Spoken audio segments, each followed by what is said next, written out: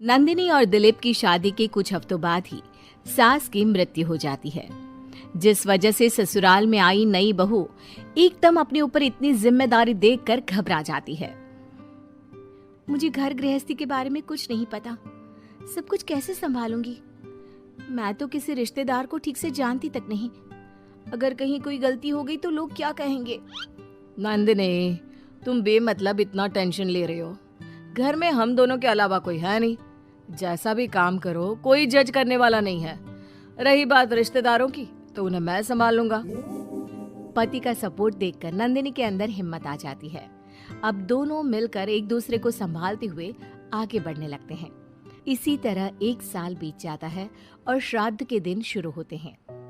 नंदिनी के पास सास की बहन का फोन आता है। बहू, पता है ना, श्राद्ध शुरू हो गए। जी मौसी जी, मुझे पता है। तो फिर सास का पहला श्राद्ध कब करोगे? पंडित जी से बात की? कोई तैयारी की? मौसी जी, मैं कल ना पंडित जी के पास चली जाऊंगी। ठीक है, बात करके सब अच्छे से तैयारी करना। हाँ, किसी भी रीति रिवाज में कमी नहीं रहनी चाहिए। नंदिनी मौसी सास की बात पर तो हाँ बोलकर फोन काट देती है, लेकिन फिर रीति रिवाज और श्राद्ध के बारे में कुछ पता ना होने की वजह से दोबारा टेंशन में आ जाती है।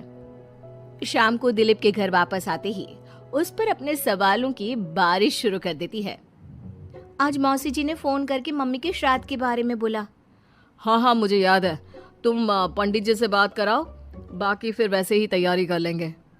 वो तो मुझे पता है, लेकिन मौसी जी ने साथ में रीति रिवाज के बारे में भी बोला, और इस घर की किसी भी रिवाज के बारे में मुझे कुछ भी नहीं पता।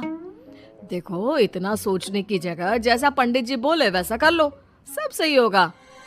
अगले दिन दिलीप के ऑफिस जाते ही नंदिनी घर के बाकी सब काम छोड़ पंडित जी के पास जाती है, जो उसे श्राद्ध करने की तारीख के साथ क्या और कैसे करना है सब कुछ अच्छे से समझा देते हैं। घर वापस आते ही नंदिनी मौसी सास को फोन करती है। मौसी जी, 2 दिन बाद मम्मी का श्राद्ध रखा है। ठीक है, आ जाऊंगी। और पहला श्राद्ध है, इसलिए पूरे परिवार को बता देना। सब साथ में पूजा करेंगे तो दीदी को अच्छा लगेगा।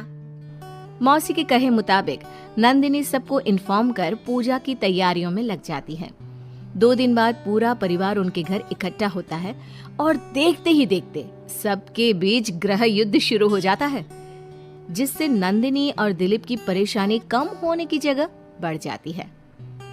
तुमने तो बोला था कि परिवार इकट्ठा होगा, सबके साथ काम कैसे निपट जाएगा पता भी नहीं चलेगा।